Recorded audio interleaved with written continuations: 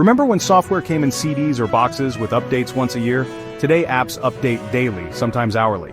The magic behind that? CICD.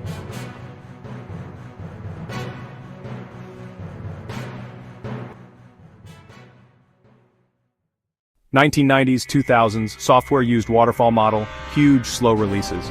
Bugs piled up, features lagged, and releases were risky. Agile methods improved cycles, but manual deployments slowed progress. Continuous integration, CI. Developers merge code frequently, tests run automatically. Continuous delivery, CD. Successful code automatically deployed. Tools like Jenkins, GitHub Actions, and GitLab CI popularized it. CI/CD is the industry standard for software delivery.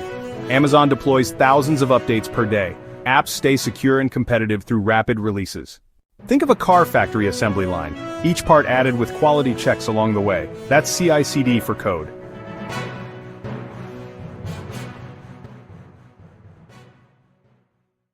AI-enhanced pipelines that predict failures before deployment. CI/CD shifted software from slow, risky releases to continuous innovation, and that's why your favorite apps keep improving daily.